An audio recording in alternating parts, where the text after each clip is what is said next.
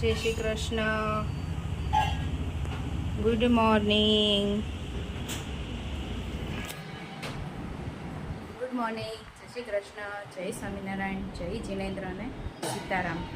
Welcome to our new vlog. ચલો, અહીંયા લંચમાં છે ને જો રોટલી થાય છે ને આજે બનાવ્યું છે ફુલાવર બટેકા વટાણાનું મિક્સ શાક અને અહીંયા રોટલી વઘારી છે. કાલની થોડીક 4-5 રોટલી પડી હતી ને તો અમને બધાને બહુ ભાવે છાશ નાખીને વઘારવાની, એટલે રોટલી વઘારી દીધી છે. અને હજી અહીંયા અમારા મરચાં તો બાકી જ છે. હવે બધા મરચાં લવર છીએ ને, હવે મરચાં સંભાર્યા કરવાના છે. આ રોટલી થઈ જાય ને પછી હમણાં તો રસોઈ બનાવીને પછી જ ફ્રેશ થાવ, કપડાં ચેન્જ કરું, કેમ કે ગરમી જેટલી થાય ને. હા,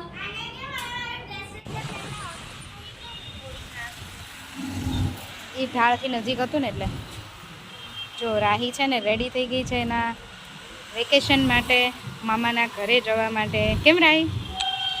હે ને, મામા લેવા આવે છે અત્યારે, મામા મામી ને બધા, એટલે રાહીબેન નીચે વેઇટ કરે છે.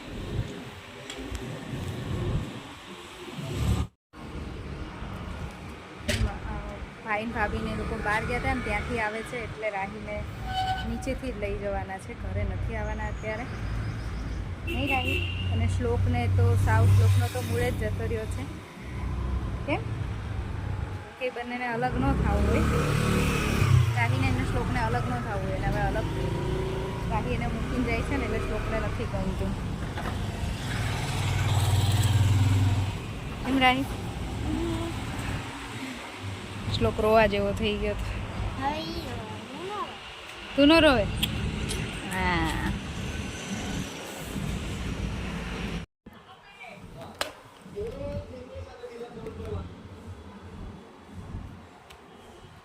જો હવે હું છે ને શ્લોક જોડે ઉનો ફ્લિપ રમવા બેઠી છું. ક્યારની એની જોડે રમું છું, ઘરમાં ને ઘરમાં.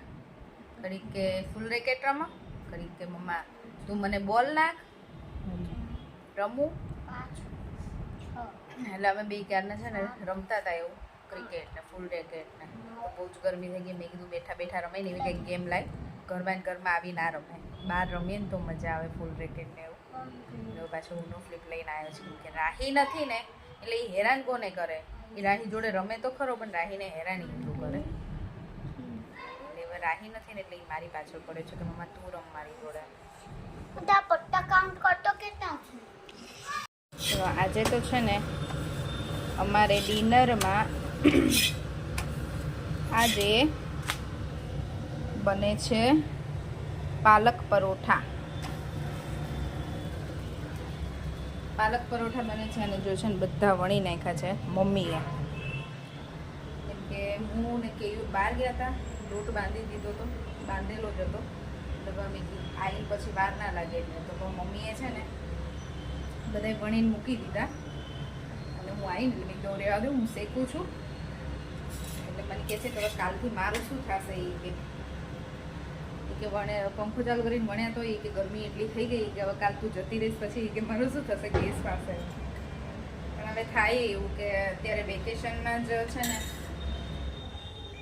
અત્યારે વેકેશનમાં જ મેળ પડે રોકાવા જવાનું. બાકી તો મારે તો અહીંયા ને અહીંયા છે એટલે હું તો મળવા તો જાવ જ છું કેટલી વાર, જ્યારે ઈચ્છા થાય ત્યારે પહોંચી જાઉં છું. અને ઘરેથી પણ મને કોઈ દિવસ કોઈ કહેતું નથી એમ, જ્યારે જવું હોય ત્યારે છુટ્ટી જ છે. તો એમ થાય કે વેકેશનમાં રોકાવા જઈએ ને તાર મમ્મી ને ભાઈ ભાભીને બધા રાહ જોતા હોય. એમાં જઈની તો અમારે ખાસ. આજે રાહી ગઈ ને તો લેવા આવ્યા હતા ને તો એ મને પૂછતી હતી પિયા તમે ક્યારે આવશો? એવી તો અમે કાલે આવી ગઈ, કાલે સવારે આવી જજો એમ કહેતી હતી. કાલુડી એવી કાલી લાગે ને એવી છે. એટલે મમ્મી એમ કહે છે કાલથી હું શું કરીશ ગરમીમાં, એ થઈ જશે. બીજું તો શું કરીએ. મારું દહીં વઘારીશ. સાજુ લસણ નાખવામાં આમનો હાથ. લસણ ફ્રાય મજા જ આવે. શું મજા આવે આટલી ગરમી થાય તોય.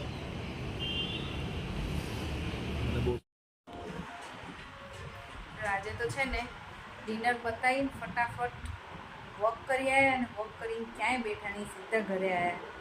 કે મારે કાલની પ્રિપેરેશન કરવાની હતી. મારા બેગ્સ કાલ માટે મારા બેગ્સ રેડી કરવાના હતા, જે થઈ ગયું છે. આપણો સામાન પેક. સવારે કામ પતાવીને પછી વેકેશન કરવા. મારું વેકેશન ચાલુ થશે હવે. છોકરાઓનું તો છે જ, મારું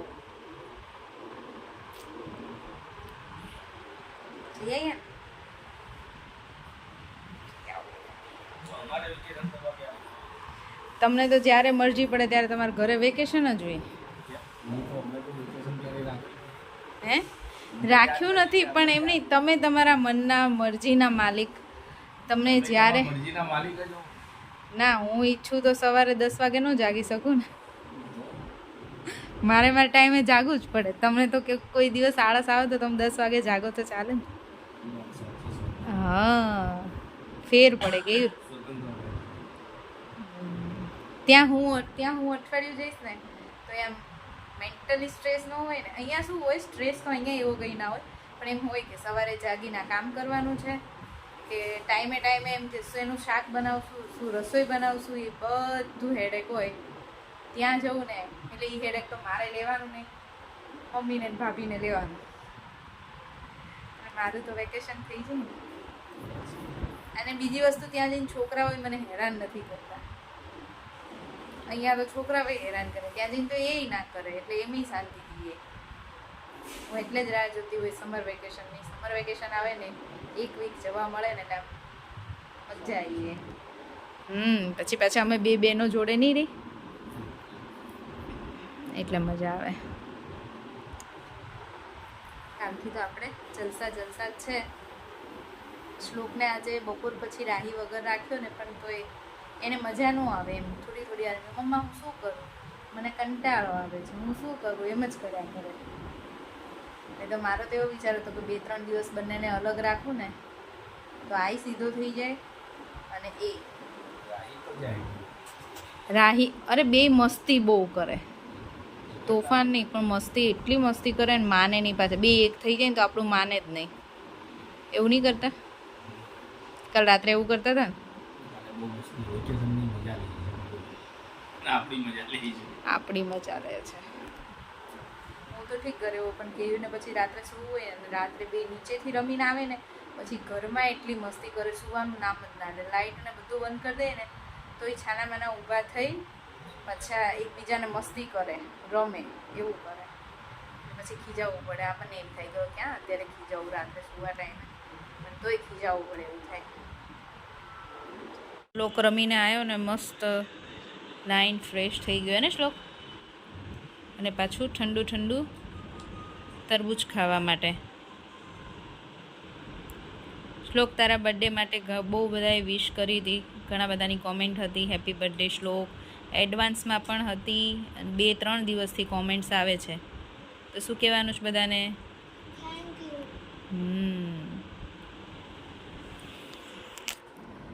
2-3 દિવસથી કોમેન્ટ કરતા હતા બધા, તો બધાને થેન્ક યુ શ્લોકને વિશ કરવા માટે. અને મારા બ્લોગ માટે પણ બધા કોમેન્ટ કરો છો, નાઇસ બ્લોગ, નાઇસ વિડીયો, તો એના માટે પણ થેન્ક યુ. અને મેં અને મમ્મીએ મેરેજમાં જે સાડી પહેરી હતી એના માટે પણ કોમેન્ટ હતી કે અમે બંને બહુ સરસ લાગતા હતા. તો મમ્મી તરફથી અને મારા તરફથી પણ થેન્ક યુ. અને હા, બસ આવી સારી કોમેન્ટ કરતા રહેજો તો અમને પણ મજા આવે.